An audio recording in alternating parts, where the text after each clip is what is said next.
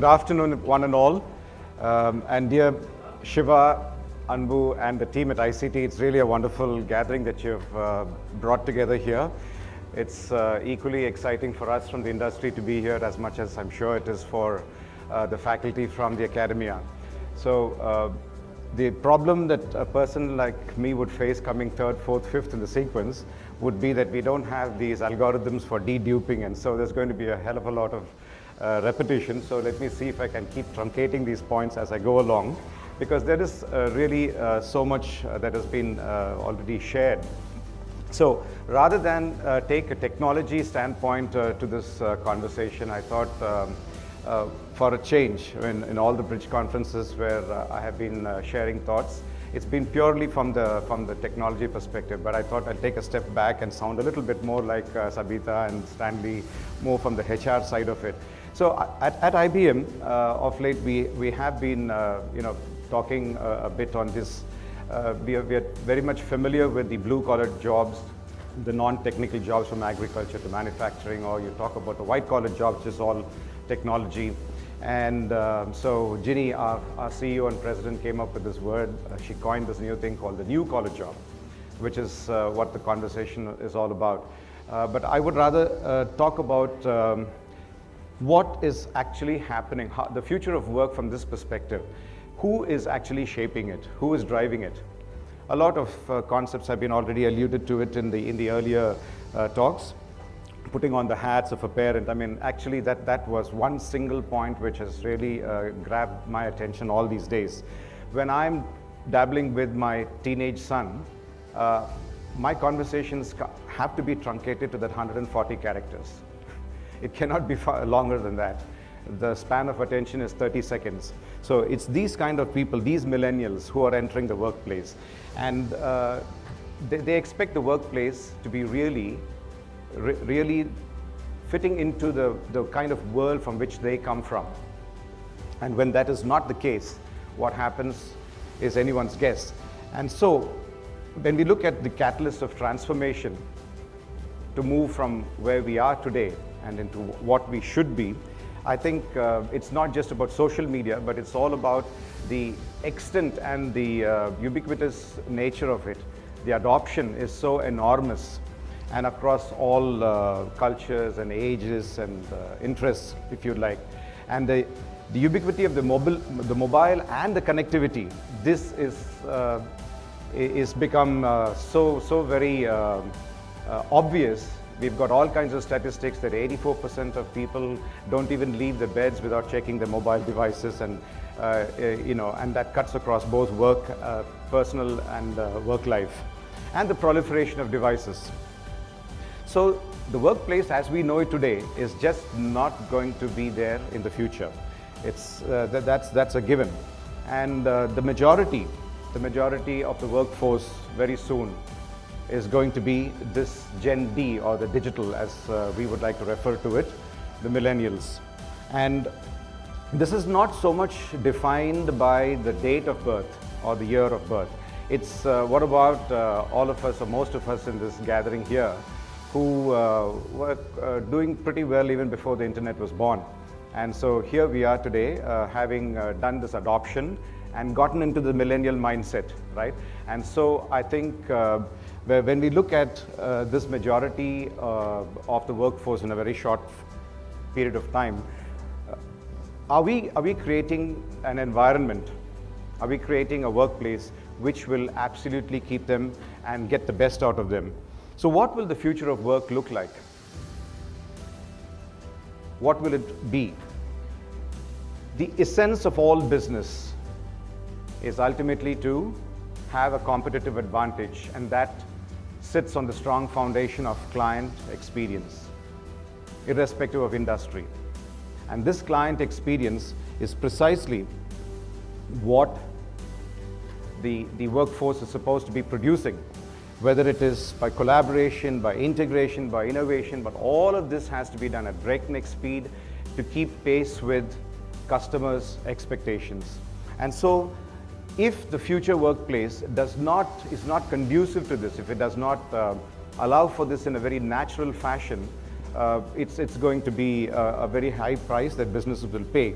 So there was a study that we had put together, a 3-day, 4-day session, and a couple of very dominant themes keep coming out. Nothing is rocket science here. When it comes to the future of work and work experience, the more intuitive technology that makes life easier without sacrificing human connections and relationships. This is something which has come to stay. Today, technology is not just technology for its sake, but it's powered by all of cognitive, artificial intelligence, and all of the stuff which you're teaching and students are practicing. It is this which makes the whole engagement very intuitive. And so that part of it is what is actually firing the whole framework of business, the connections and the relationships, which is what will ultimately build for client experience. I still remember sometimes back, many years back, doing sales, we used to have this concept called, or this word called, cold calling, where you literally, take your bag, kick your bike or whatever you had at that time, and then go around doing calls one after the other, pick up a street or take a pin code of a city and then, scan all of that. Now, all of that is gone. The data is there. It is very intuitively going to pop into your sphere of engagement on your device if we use all of these methodologies. So the first theme that is coming out is that our millennials who are working, and those of us who have adopted that mindset, they will have to actually be able to work closer and closer. So if the organization does not give that environment of technology, it's not going to work. A more harmonious ecosystem of work and play. This is something, all work and no play is the old adage. Makes Jack a dull boy, makes a company a dull company. I think is very much valid across up until today and in the future. So I just was in a town hall the other day at IBM, and I was quite surprised that, the top guy, the one who reports right to the president, had asked us one day before to send selfies. And all these kind of wonderful things, which used to happen in possibly in colleges and in cultural festivals, are now happening here. And right there in the business discussion, they came up with prizes for 1, 2, 3, the first prize, second prize, and third prize, and all of this.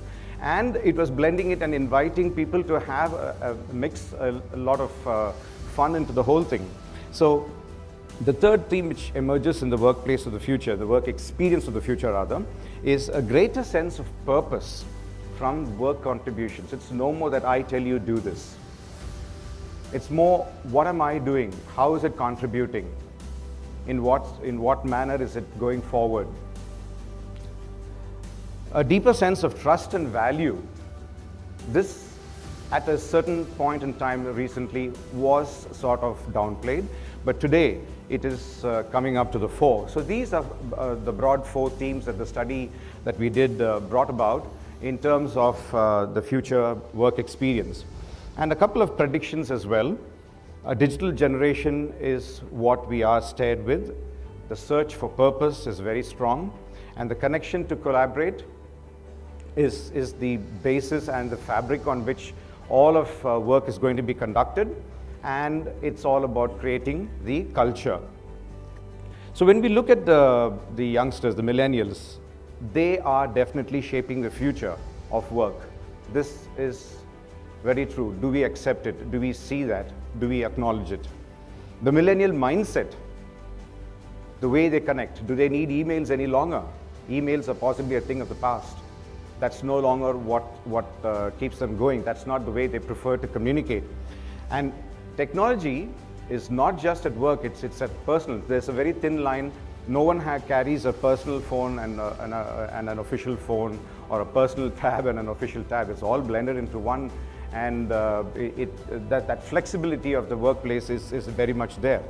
And eventually, the client experience would come to the peak when they are able to operate in that environment, and which is what they are being hired for. And this is the small statistic that I mentioned a little earlier, that it's a fact, and I'm sure some of us are already part of that percentage there, that we don't even, we no longer think of the cigarette to start the day or the coffee to start the day or the hot water to start the day, but it is the WhatsApp to start the day or the Facebook to start the day. And so if that is taken up seriously, then you can imagine how that could actually, if I'm absorbed into something which is going on in the project, and how that part of it would be able to come through in into my work life and make it important for that day.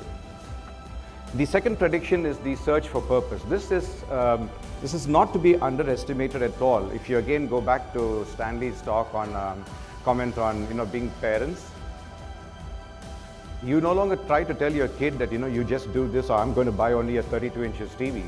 He's got a say in the matter. And so the same happens at work, and I'm sure in front of my HR colleagues I shouldn't be saying this, but they know it at a far more intimate manner. But I'm just reporting to you the study which says that youngsters these days are, and I'm already seeing this. The team that I work with, they are very, very clear in what they want, and if you keep saying it doesn't happen, so the approach is, it's very entrepreneurial. So it cannot be that, Hachung kind of the German style stuff. That doesn't work. Obviously, the employee is in control, no matter how young he is, and not so much the employer. A complete volte-face. And the idea of purpose with respect to his or her own goals and values, this is coming to the fore. And this sort of, staying here today and jumping off to another place, this nomadic approach, moving from one project to the other,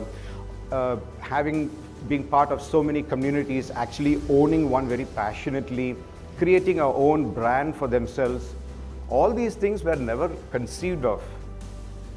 But today, that is going to be the norm with this group of people, and the work experience will build up accordingly. So we don't have a very high, percentage of satisfaction as it stands now. It's well below 20%. And so when this sort of an environment is created, when I'm allowed to express myself, when I can actually say I really own this and I'm doing something here, so that's what augurs well in terms of a success for the organization. And the prediction on connecting to collaborate, it's really not a big prediction, but it's the obvious. Collaboration is the way it's been around for, there have been, IBM for instance had collaborative software for quite some time, and so does competition. But then today the way this is being done is so very real in small teams and larger teams across time and space. And what so the social technology is basically is the engine that fires all of this up. And so the ability to leverage that is something which an organization should take seriously. And we've heard comments about the telecommuting, which is something which needs to be there. Collaboration won't easily reside at or not necessarily reside at the office anymore. So these are very, very powerful shifts which are happening, and the workplace of the future therefore is going to be dominated by all of this. And creating a culture, this is so very important again, and rightfully a strong prediction. It's not so much, the stakeholders have said this, we need to do it.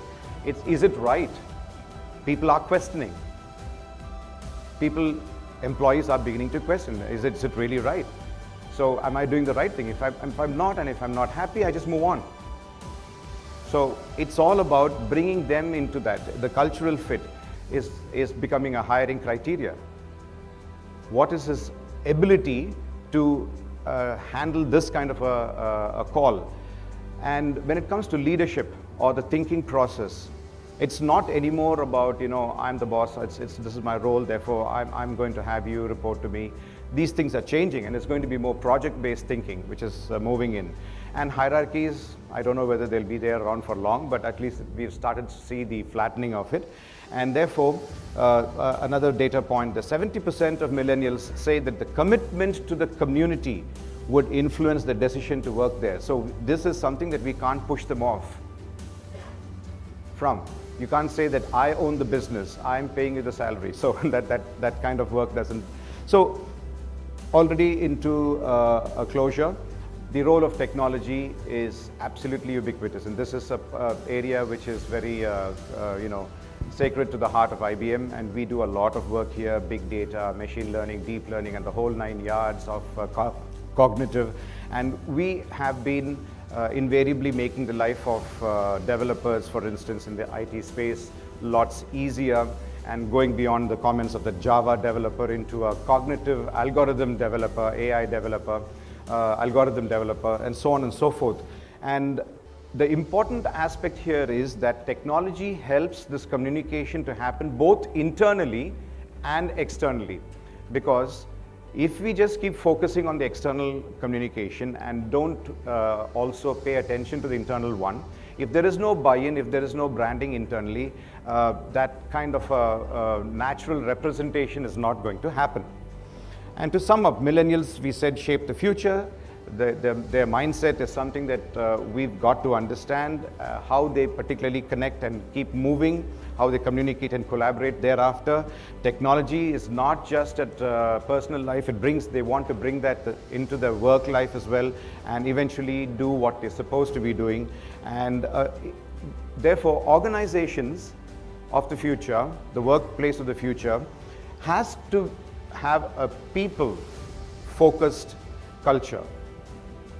And when that happens, automatically collaboration will flourish at a very enriched and a profound manner, in a very deep and meaningful manner. Co-creation happens, it's not just one-sided, and creating all the time, being inventive, being innovative all the time, and freely, without having to stress yourself into doing something. And that's when the natural buoyancy comes, and the best in people shows up. And the cost of not keeping up with the trends and not delivering on the needs of true talent is a very high price that organizations would pay if they don't have the ears to what's happening.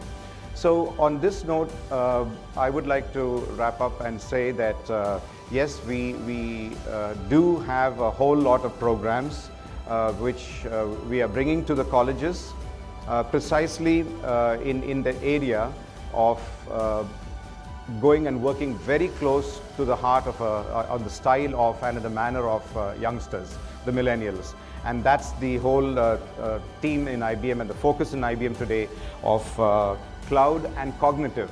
So through ICT, we are more than happy to bring these programs. We already have signed off some MOUs, and we're looking forward, especially in Vijayawada and the surrounding places, to be able to engage with you and reach you on both these fronts. Thank you very much.